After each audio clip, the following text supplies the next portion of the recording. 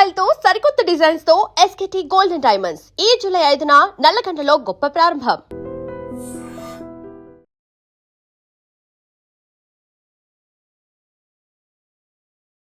నమస్కారం, welcome to I dream. ధర్మ మార్గం విత్ విజిత కార్యక్రమానికి స్వాగతం.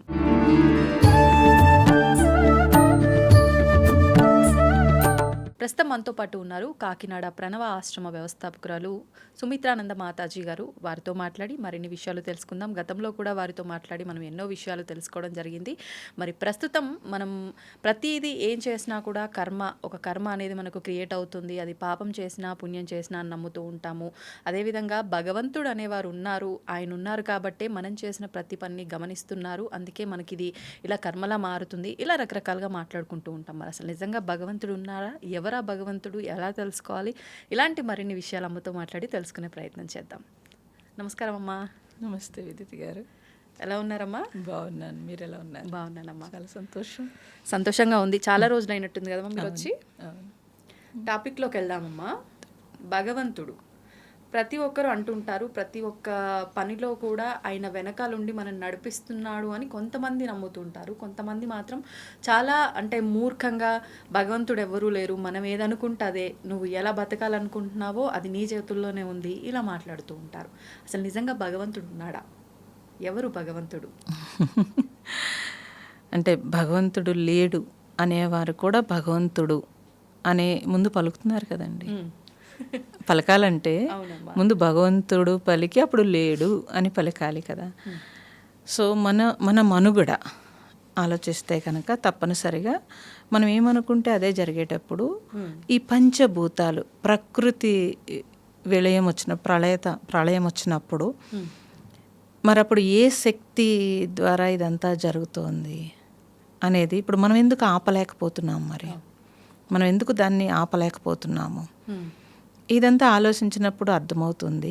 లేదా ఏదైనా మీకు గమనిస్తే కనుక ఇప్పుడు ఒక కారులో వెళ్తున్నారనుకోండి, ఒక యాక్సిడెంట్ అయిందనుకోండి, ఒకే యాక్సిడెంట్లో ఒకళ్ళు చనిపోతారు, ఒకళ్ళు బాగుంటారు, ఒకళ్ళకి దెబ్బలు తగులుతాయి. ఇలా వేరియేషన్ ఎక్కడి నుంచి వస్తుంది?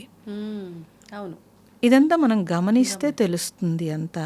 అయితే భగవంతుడు అన్నప్పుడు భగవంతుడు పంచభూతాల శక్తిలో మీరు తెలుసుకోవచ్చు, ముందు భగవంతుని తెలుసుకోవచ్చు. ఎందుకనంటే ఏ శక్తి ఆధారం చేసుకుని ఈ సూర్యుడు వస్తున్నాడు, నీరు, గాలి ఆవిరి రూపంలో వెళ్ళి సూర్యకిరణాలు పడే ఆవిరి రూపంలో వెళ్ళి అంతటా మళ్ళీ వర్షం రావడము, ఇదంతా ఎంతో కొంత మీరు సైన్స్ ఎంత ఉపయోగించినా కూడా సైన్స్కి అందనిది ఏదైతే ఉందో దాన్ని గమనిస్తే దాన్నే మనకి భగవంతుడు అని తెలియచేయడం జరిగింది. అయితే మహాత్ములు ప్రత్యక్షంగా చెప్పారు దానికి. మహాత్ములు వాళ్ళు సాధన చేసి వాళ్ళు దాన్ని గ్రహణ శక్తితో గ్రహించి వాళ్ళు దానికి చెప్పగలిగినప్పుడు ఎవరైతే అటు జర్నీ చేస్తారో వాళ్ళకి పూర్తిగా అర్థమవుతుంది. సామాన్య జనం కూడా ఎవరైనా సరే మీకు ఏదైనా ఒక బాధ వచ్చింది, ఒక ఇబ్బంది వచ్చింది, బలం ఎక్కడి నుంచి వస్తుంది? మీరు వెంటనే భగవంతుడిని తలుచుకున్నప్పుడు ఆ బలం సరిపోతుంది. ఏమీ తెలియని చదువుకొని మామూలు సామాన్య జనం కూడా ఏదో ఒక రాయికో ఒక చెట్టుకో లేకపోతే ఏదో ఒక దానికి మొక్కి వాళ్ళకి కావాల్సిన ఆ ధైర్యం తెచ్చుకుంటున్నారు కదా. అది ఎక్కడి నుంచి వస్తుంది? అట్లీస్ట్ పోనీ భగవంతుడు ఉన్నాడా లేడా పక్కన పెడితే మనిషికి ఒక మనోధైర్యం అనేది భగవంతుడు అనే ఒక్క దాంతో వస్తుంది కదండి. కానీ అక్కడ కూడా మనమే చెప్పుకుంటున్నాం, ఆయన అక్కడ ఉన్నాడు కాబట్టి నన్ను చూసుకుంటాడు అనే ధైర్యంతో ముందుకు అడుగేస్తున్నామే తప్ప ఆయన అక్కడ ఉండి నిజంగా మనకేమి ఎంకరేజ్మెంట్ చేసింది కానీ నువ్వు చేయగలవు అని భుజం తట్టింది కానీ కనిపించట్లేదు. మీ సంకల్పము, మీ థాట్ ఎక్కడి నుంచి వస్తుంది? మీ సంకల్పం నుంచి మీకు ప్రతిదీ అందుతోందంటే అది ఎక్కడి నుంచి వస్తుంది? మీరు ఇది గమనించాల్సిన విషయం. అది ఆ శక్తి. ఇప్పుడు మీరు ఈ బాడీ ఉందనుకోండి, ఈ బాడీ అంతా నడిచేది లోపల శక్తి నుంచి అని తెలుసు. మీరు భోజనం చేసేస్తారు, కానీ ఆ భోజనం డైజెషన్ అయ్యి అది రక్తం కింద మారి ప్రతి పార్ట్కి వెళుతోంది కదా. వెళ్తున్నప్పుడు మీరు అన్నీ కలిపి తినేస్తున్నారు కదా, అప్పుడు అది ఏ విటమిన్కి ఆ విటమిన్ మళ్ళీ లోపల సెపరేట్ అవుతుంది కదా. ఇవన్నీ మీరు చేస్తున్నారా? మరి ఎలా జరుగుతోంది? ఎలా జరుగుతోంది? ఎప్పుడైనా ఆలోచించాలి కదా ఎలా జరుగుతుంది. భగవంతుడు ఉన్నాడంటారా? మరి అంతే కదా. ఏ శక్తిని ఆధారం చేసుకుని మనం ఉన్నాము అనేది మీరు అసలు అటువైపు ప్రయాణం చేస్తే తెలుస్తుంది. భగవాన్ అందుకే నిన్ను నువ్వు తెలుసుకోమని చెప్పాడు. మనల్ని మనం తెలుసుకోవడానికి మన వంక అసలు చూడలేదు. మన ఋషులు మునులు తపస్సు చేశారంటే వాళ్ళు ఇన్నర్ ఎలా నడుస్తుందో తెలుసుకోవడం కోసం తపస్సు చేశారు. చేసి మన వేదాల్లో మనకు అందించారు కూడా. ఏ పార్టు అసలు ఎలా నడుస్తుంది, ఏ పార్ట్ని అప్పుడు ఇలా మెడిసిన్ లేదు కదమ్మా, మెడిసిన్ లేదు, ఏ పార్ట్ని ఏ మంత్రంతో కదపొచ్చు, ఇవన్నీ వాళ్ళు కనిపెట్టి మనకు అందించి ఉంచారు కదా, అందించి ఉంచారు. అయితే వీటన్నింటిని నడిపే శక్తి ఏమిటి అనేది కూడా వాళ్ళు తెలియచేశారు. ఆ నడిపే శక్తికి భగవంతుడని పేరు పెట్టారు. నామరూపాలు అనేది మీరు ఆరాధన కోసం వెసులుబాటు కోసం మనం పెట్టుకున్నవి. నామరూపాలు అనేది మీరు ఆరాధన కోసం పెట్టుకున్నారు. రూపం లేదు భగవంతుడికి, నామం లేదమ్మా. నిరాకార నిర్గుణ స్థితి వేదం వేదాంతములోకి వెళితే కనుక ఇంకా డీప్కి వెళ్ళేటప్పటికి నిరాకార నిర్గుణ స్థితి తెలుస్తుంది. అయితే మీరు మీ వెసులుబాటు కోసము ఆ నామరూపాలు అంటే అక్కడ ఒక రూపం చూసేటప్పటికి మనకు ఒక భావం కలుగుతుంది, ఒక ఫీల్ కలుగుతుంది. ఆ భావం భావాతీత స్థితిలో సద్భావ సుస్థితిలో నిలిచి ఉండడం భక్తి అన్నాడు భగవాన్. అంటే ఆ భావం ఇలా చూడగానే, రూపం చూడగానే మీరు అన్నీ మర్చిపోయి ఒక సద్భావం కలుగుతుంది, పాజిటివ్. భగవంతుడు అంటే ఒక పాజిటివ్ కలుగుతుంది. మీరు ఒక నమస్కారం చేసేటప్పటికి మీలో ఉండే నెగిటివ్ అంతా పక్కకు వెళ్ళి ఒక పాజిటివ్ వస్తుంది. ఆ భావం సద్భావం కిందంటే ఒక పాజిటివ్ ఎనర్జీ వచ్చింది.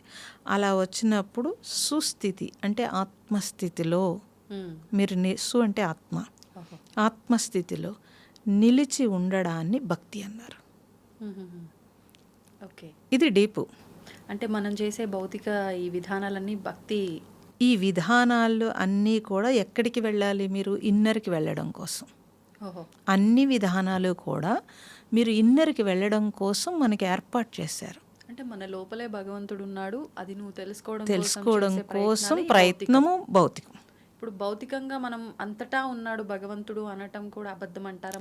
అంతటా ఉన్నాడు, ఇక్కడ ఉన్నాడు, అంతటా ఉన్నాడు. ఎలా అనంటే అంతటా ఎలా ఉన్నాడు అంటే ఈ పంచభూతాలు అన్నింటిలో ఆయన విభూతి మనకు తెలియబడుతోంది. ఒక గాలి, నీరు, సూర్యుడు, ఆకాశము, అగ్ని, లేకపోతే భూమి అన్నీ మనకి ఆయన యొక్క విభూతులు తెలియబడుతున్నాయి. కానీ ఇవన్నీ ఒక నియతి ప్రకారం జరుగుతున్నాయి.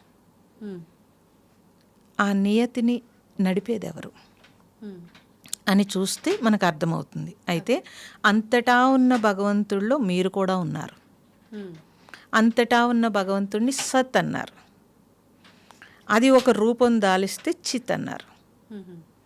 ఆ చిత్ ఆ సత్తులో కలిస్తే సచ్చిత్ ఆనంద స్వరూపం అన్నారు. ఓకే, ఆ చితే ఆత్మ, అదే స్వరూపము, అదే మీరు. అయితే అది తెలియబడాలి అని అంటే కనుక మీరు కళ్ళు మూసుకుని ఈ బాహ్య ప్రపంచం వదిలేసినప్పుడు ఎటువంటి తాటు లేని స్థితిలో మీకు ఒక హాయి అనిపిస్తోంది. అంటే మీరుగా యథార్థంగా ఉండడం అంటారు. లేదా మీరు నిద్రపోతున్నప్పుడు, రాత్రి నిద్రపోతున్నప్పుడు డీప్ స్లీప్లో సుషుప్తి అవస్థ అంటారు. అవి కొన్ని సెకండ్స్ వచ్చినా సరే మీరు ఆత్మలో ఉన్నట్టు లెక్క. మెలకు రాగానే మీకు హాయిగా మంచి ఎనర్జెటిక్గా ఉంటుంది. ఓకే, అటువంటి స్థితి ఒకటి మనకు ఉంది అని మీరు సాధన ద్వారా కొద్దిగా తెలుసుకుంటేనే ఇవన్నీ అర్థమవుతాయి. అయితే తెలుసుకున్నా తెలుసుకోకపోయినా తెలుసుకోవడం కోసం మనకి పూజ, జపము, ధ్యానము అన్నీ ఈ నామరూపాలతో మీరు ఏం చేసినా అవన్నీ ఒక బలం కోసం, మనకి భావన సద్భావం పెరగడం కోసం మన పెద్దలు మనకి మన జీవన శైలిలో డిజైన్ చేశారు. కానీ అక్కడే ఆగిపోతున్నాం కదమ్మా. లోపల మరి ఆగిపోతున్నారు, తెలుసుకునేదాకా అందరూ వెళ్ళలేకపోతున్నారు. మరి ఎలా అంటారు తెలుసుకోవడము?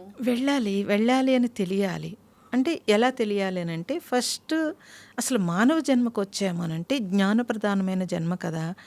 మిగతా అన్ని అన్ని జన్మల్లోనూ ఆహారము, నిద్ర, మైథునం అన్నీ సమానం కదా. దీని దగ్గరికి వచ్చేటప్పటికి ఇంత జ్ఞానాన్ని దేనికి వాడాలో తెలియాలి. దేనికి వాడాలి ఇంత జ్ఞానాన్ని? దేనికి వాడాలమ్మా? బ్రతకడం కోసం వాడుతున్నారు, అవును. కానీ జీవించటం కోసం వాడాలి. ఏంటమ్మా వ్యత్యాసం ఏంటి? బ్రతకడం అనేది అన్ని ప్రాణులు చేస్తాయి. బ్రతకడానికి భగవంతుడు అన్ని ప్రాణులకి ఇక్కడ అమర్చి ఉంచాడు, మనిషితో సహా అందరికీ అమర్చే ఉంచాడు ఇక్కడ. కానీ మనము ఆ బ్రతకడంలో అనేక కోరికలు, ఆశలతోటి మనం పెంచుకున్నాం దాన్ని. జీవించటం అంటే ఏంటంటే మీరు ఆ లోపల ఎప్పుడు సంతృప్తిగా ఉండడము, ఏది తీసుకుంటున్నా అది సాటిస్ఫాక్షన్ కలగడము, ఓకే, ఎందుకు వచ్చామో తెలుసుకోవడము, తిరిగి ఎక్కడికి వెళ్తాము, ఇది అంటే ఇంకా మనము బ్రతికి ఉన్నా లేకపోయినా ఇక్కడ ఉండడము, అది జీవించటం అంటే. ఇప్పుడు అంటే ఎవరైనా సరే బ్రతికి లేరనుకోండి, కానీ వాళ్ళ కార్యాలు ఇక్కడ ఉండిపోతాయి, వాళ్ళు చేసిన కార్యాలు ఉండిపోతాయి. ఎంతోమంది దాని మీద బ్రతుకుతూ ఉంటారు, వాళ్ళందరూ తలుచుకుంటూ ఉంటారు. ఆ మనిషి లేడు కానీ, నామరూపాలు లేవు, మనిషి లేడు కానీ అతను చేసిన పని ఉండిపోయింది. ఇప్పుడు జీవించి ఉన్నాడా లేదా కదా. ఇప్పుడు మహాత్ములందరినీ మనం తలుచుకుంటున్నాము, వాళ్ళు మనుషులు లేరు కానీ వాళ్ళు మరి మనతో ఉన్నట్టే కదా, జీవించి ఉన్నట్టే కదా. అందుకని మీరు ఏది చేస్తున్నారో దాంట్లో ఒక పర్ఫెక్షన్ చేయటము, ఎందుకు చేస్తున్నారో తెలిసి చేయటము, లేదా మనం ఉన్నా లేకపోయినా సరే ఈ భూమి మీద మనం జీవించి ఉండేటట్టుగా మనము అటు ప్రయాణం చేస్తే కనుక తప్పనిసరిగా జీవించి ఉంటారు. కానీ అంటే అందరూ భావించేది ఏంటి అంటే, మీరన్న ఇప్పుడు ఈ మహాత్ములు గొప్పవాళ్ళు ఎవరైతే అలా మనం గుర్తుపెట్టుకున్న వాళ్ళు ఉన్నారో వాళ్ళు కారణ జన్ములు, అంటే గత జన్మలో వారికి ఇలాంటి ఒక సంబంధం ఉండి వాళ్ళ జీవితం అక్కడికి చాలించి మళ్ళీ అదే లైఫ్ కంటిన్యూ చేసి వాళ్ళు వెళ్ళిపోతారు. కాబట్టి అదే మంచి మార్గాన్ని ఇక్కడ మన దగ్గర విడిచి వెళ్తారు, అందుకే మనం గుర్తుపెట్టుకున్నాం. కానీ మనం సామాన్యులుగా ఉండి ఇప్పుడు మేమంతా కూడా రకరకాల తెలిసి తెలియక ఎన్నెన్నో చేసి ఇంత దుర్మార్గంగా ఉండి సడన్గా మారిపోవడమే కష్టం. ఉన్న ఈ చిన్న లైఫ్లో మారిపోవడం కష్టము, ఆ మంచి పనులు చేయడము కష్టము, అండ్ ఇంకొకటి మన ఆలోచనలు అదుపులో పెట్టుకోవడం కూడా చాలా కష్టమైపోయింది ప్రస్తుతం. బాగుందాము, ఇలా చేస్తే మంచిది, నలుగురికి మంచి చేయాలి అని ఇప్పుడు ఆలోచన వస్తుంది, ఇప్పుడు మీరు చెప్పింది వినగానే తర్వాత క్షణం ఆలోచన ఇంకో దగ్గరికి వెళ్ళిపోతుంది. ఇలాంటప్పుడు అలా గుర్తుండిపోయే పనులు మేము ఎలా అమ్మ చేస్తాం? మరి మీకు పోతులూరు వీరబ్రహ్మం గారు, వేమన, లేకపోతే వాల్మీకి, వీళ్ళందరూ ఎక్కడి నుంచి వచ్చారు? వాళ్ళందరూ పుట్టుకతోటే అలా రాలేదు కదా కదా. అంటే అజ్ఞానంలో ఉన్నా కూడా ఒక్క క్షణం జ్ఞానం వస్తే ఇమీడియట్లుగా అంతా మారిపోతూ ఉంటుంది. అందుకని జ్ఞానాగ్ని దగ్ధ కర్మాణి అన్నారు. మీరేం చేస్తున్నారో దాన్ని జ్ఞానంతో అక్కడితో వదిలి ఆ జ్ఞానం వైపు జర్నీ చేయొచ్చు అని చెప్పారు. కాబట్టి మనిషి కింద, మహాత్ముడి కింద మారడం అనేది ఈ ఒక్క జన్మలోనే అవకాశం ఉంటుంది. ఓకే, మానవ జన్మలో మాత్రమే అవకాశం ఉంటుంది. కాబట్టి అనేక జన్మల నుంచి మనం వచ్చినా కూడా మానవ జన్మలో ఈ అవకాశం ఉందని అందరు మహాత్ములు మనకు అందుకే బోధించడానికి అంత కష్టపడుతూ ఉంటారు. ఎందుకని వేస్ట్ చేసుకోకండి, బ్రతకడానికి మీరు రాలేదు, అన్ని 84 లక్షల జీవరాశుల నుంచి బ్రతుకుతూనే వచ్చారు, ఒక్క మానవ జన్మలో మాత్రం బ్రతకడానికి రాలేదు మీరు. మనిషి కింద మారడానికి, ఇంకా మహాత్ముడి కింద మారడానికి ఇక్కడే అవకాశం ఉంది కాబట్టి మీరు తెలుసుకోండి అని మనకు తెలియచేస్తున్నారు. ఓకే, మరి వినాలి కదా. వినాలి.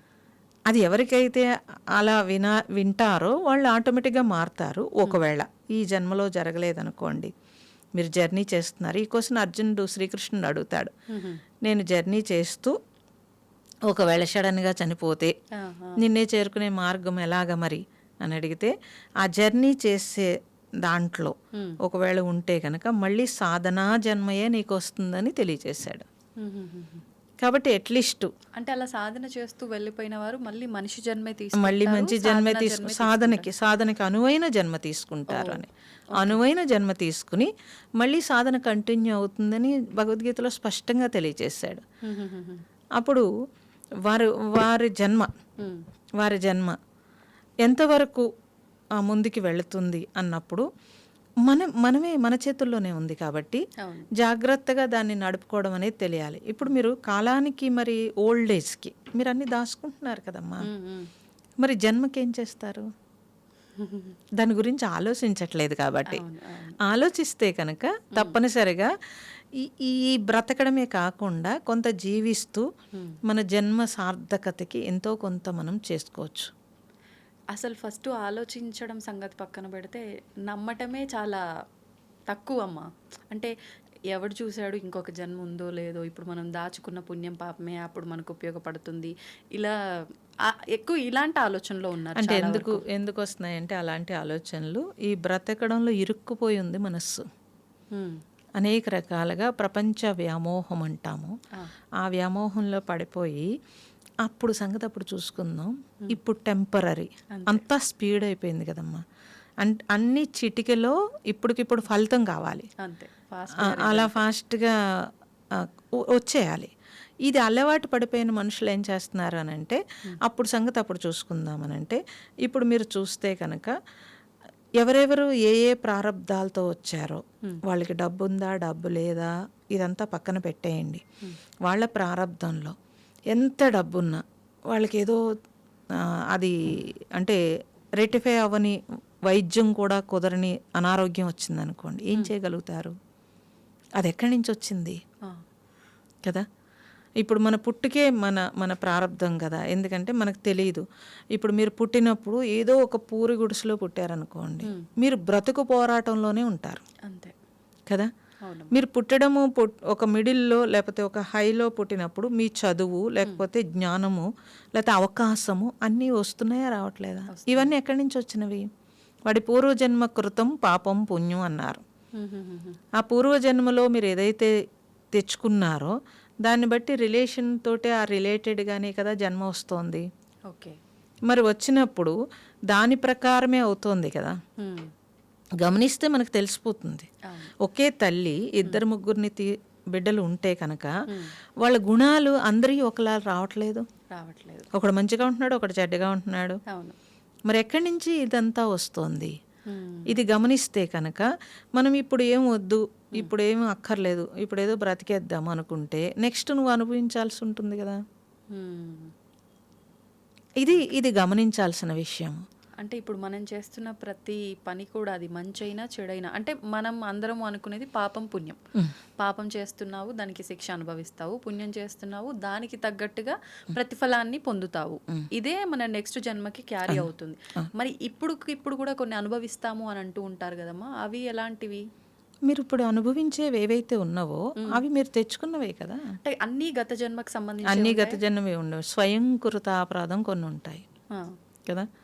ఇప్పుడు ఒక ప్రారంధం మీరు అనుభవిస్తున్నారమ్మా అంటే ఏదో మీరు జారి పడ్డారు అనుకుందాం, జారి పడ్డారు, ఓకే, జారి పడితే కాలు విరిగింది అనుకోండి. అప్పుడు మీరు వెంటనే ఆ కాలు విరిగిందంటే చూడ్డానికి వచ్చే వాళ్ళందరూ ఈ ప్రారంధం ఇదంతాను అని రోజు నడిచేది కూడా ఇప్పుడు జారి పడింది అంటారు. కానీ రోజు నడిచేటప్పుడు మీరు అలర్ట్గా ఉన్నారు, ఆ రోజు మీరు అలర్ట్గా లేరు, ఓకే, పడ్డారు. అది మీరు ప్రారంధంలోకి ఎలా చేస్తారు? ఓకే, అది స్వయంకృత అపరాధం. నేను నడిచేటప్పుడు జాగ్రత్తగా నడవాలి, కానీ ఏదో హడావుల్లో ఉన్నాను, అదేదో ఎక్కువగా పెట్టుకున్నాను, దానివల్ల ఇక్కడ పడ్డాను, చాలా స్పీడ్గా వెళ్ళిపోవాలనుకున్నాను, దానివల్ల పడ్డాను. అది ప్రారంధంలోకి తోసేయడం కాదు. ప్రారంధం అనేది మీ పుట్టుకలో మీరు ఎక్కడ పుట్టారు, మీకు ఎక్కడ మళ్ళీ జీవించాలి, ఇవన్నీ ప్రారంధంలోకి వస్తాయి. ఇప్పుడు సడన్గా మనకేదో ఒక భూకంపం వచ్చింది, అది మీ ప్రారంధం కాదు కదా, ప్రకృతి వైపరీత్యం కదండి. సో ఇప్పుడు మీరు మొన్న మధ్య ఎప్పుడో చూడండి, ఒక ఫ్లైట్ పేలిపోతే ఒకే ఒక అతను బతికాడు, 250 మంది చనిపోయారు. అది పుణ్యమా కాదంటారా? మరి పుణ్యమే కదా. ఇప్పుడు అనిపిస్తుంది భగవంతుడు ఉన్నాడు అని చెప్పి కదా, అతనికి భగవంతుడు. అమ్మా మీరు చెప్పిన ఉదాహరణే నేను మళ్ళీ ఉదాహరణగా తీసుకుంటా. ఆయన బ్రతికాడు సరే, కానీ అంత పెద్ద ప్రమాదం నుంచి బయటపడ్డా కూడా ఆయన మానసిక స్థితి సరిగా లేదు ఇప్పుడు, అంటే ప్రస్తుతం అని అన్నారు. అది కర్మే కదమ్మా. మళ్ళీ అంటే ఆయన సేవ్ అయినందుకు అది ఆయన చేసిన పాపము ప్రతిఫలం బ్రతికొచ్చాడు. పుణ్యము బ్రతికొచ్చాడు. కానీ మరి ఎందుకు ఇంత ఇబ్బందులు పడాలి? ఆయనకు పుణ్యం ఉండబట్టే బతికొచ్చిండు, మళ్ళీ ఇంత మానసిక స్థితి బాలేని స్థితికి ఎందుకు వెళ్ళాడు? బ్రతకడానికి పుణ్యం ఉంది. హ్మ్. ఓకే, బ్రతకడానికి పుణ్యం ఉంది. ఓకే. అతనుకున్న అజ్ఞానము అంటే అతనుకున్న భయము ఏదైతే ఉందో అది షాక్ తిన్నాడు. ఓకే, అంటే జీవితంలో ఆ అభయము అనేది అది కరెక్ట్గా మనం పెంచుకోకపోతే కనుక, ఇప్పుడు మీరు నడిచి వెళ్తున్నారమ్మా, మీకు భయం ఉంది, 2-3 నడిచి వెళ్తున్నారు అనుకుందాం. ఒకళ్ళకి భయం ఉంది, ఇంకొకళ్ళకి భయం లేదు. అక్కడెక్కడో ఏదో తాడు కనిపించింది అనుకోండి, వెంటనే వీడు భయం పడేవాడు. ఆల్రెడీ పాము అనే భయం ఉంది కాబట్టి వెంటనే పాము అనేస్తాడు. అంతే. ఇంకొకడు కాదు, అదేంటో చూద్దాం అనుకుంటాడు, ఎందుకని అతనికి పాము అంటే భయం లేదు కదా. అలా జీవించేటప్పుడు ఇప్పుడు చాలా మంది జీవిస్తూ ఉంటారు. జీవిస్తున్నప్పుడు మీరు కరోనాలో చూడండి, కరోనాలో కరోనా వస్తుందేమో అని భయమేసి చనిపోయారు బోళ్ళ మంది, చాలా మంది కదా. ఇప్పుడు ఇది ప్రారంధం అనరు, మరి స్వయంకృతాపరాధం అంటారు దాన్ని. ఓకే ఓకే కదా. ఇప్పుడు అదే కరోనాలో మేము ఎంతో మందికి పని చేసాము, అవును, భోజనాలు వండి పెట్టాము, రోడ్డు మీదకి వెళ్ళాము. మాకు కరోనా రాలేదు అని అంటే చుట్టమేం కాదు కదా. కానీ ఓంకారం చేస్తూ హీలింగ్ ఉండడము, ఒక ధైర్యము, సాధన ఉండడం వల్ల ఒక ధైర్యము, భగవంతుడు చూసుకుంటాడనే అభయము. And for more videos, Please subscribe to iDream. Please subscribe to iDream. Please subscribe iDream. And please subscribe to iDream. For more videos, subscribe to iDream. please like, share and subscribe to the channel. Congratulations, iDream. Subscribe to iDream. Subscribe to iDream. So subscribe to iDream Media.